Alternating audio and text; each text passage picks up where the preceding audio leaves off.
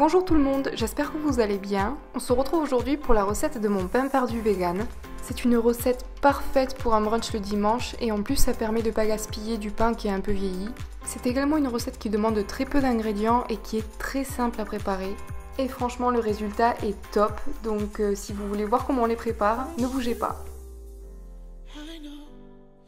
Les quantités sont pour 2 personnes environ et nous aurons besoin de 6 tranches de pain de campagne de la veille. Ça marche aussi avec d'autres types de pain, mais celui-là reste quand même mon préféré. 23 centilitres de lait végétal, 2 cuillères à soupe de compote de pommes, 1 cuillère à soupe de graines de chia, 1 cuillère à café d'extrait de vanille, une pincée de cannelle, 1 cuillère à soupe de sirop d'érable ou d'agave, et garniture de votre choix. Pour moi, ça sera sirop d'érable, banane, myrtille et beurre de cacahuète.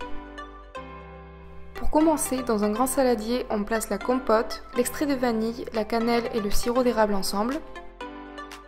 Une fois que c'est bien mélangé, on peut ajouter le lait végétal et les graines de chia.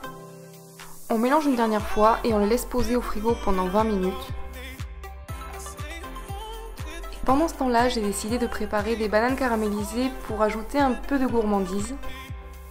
Et pour ce faire, j'ai tout simplement coupé une banane en tranches épaisses. Ensuite, à l'aide d'un pinceau, je les ai badigeonnés avec un peu de sirop d'érable. Je les ai saupoudrés d'un peu de sucre complet, en veillant à ce que toute la surface soit bien recouverte. Pour finir, je les ai placés sur une poêle anti-adhésive et je les ai faites cuire jusqu'à ce qu'elles soient bien caramélisées comme ceci. Et enfin, je les ai mises de côté avant de les servir. 20 minutes se sont écoulées et on peut enfin sortir notre mélange du frais. Vous allez constater qu'il a épaissi, ce qui est normal. On le mélange rapidement. On immerge la première tranche de pain, on la laisse s'imprégner environ 15 secondes. Par contre, si vous utilisez des tranches de pain demi, je vous conseille simplement de les baigner et de ne pas les laisser s'imprégner. Puis on la retourne et on la laisse s'imprégner de l'autre côté également. Ensuite, on peut les placer au fur et à mesure sur une poêle chaude anti-adhésive. Si vous souhaitez, vous pouvez la badigeonner avec un peu d'huile de coco. Il faut compter environ 5 minutes de chaque côté.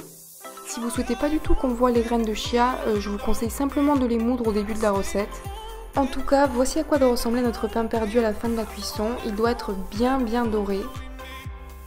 Il ne reste plus qu'à les servir tout chaud accompagné de nos bananes caramélisées et de myrtilles. En ce qui me concerne, je suis incapable de manger ça sans beurre de cacahuète et plein de sirop d'érable.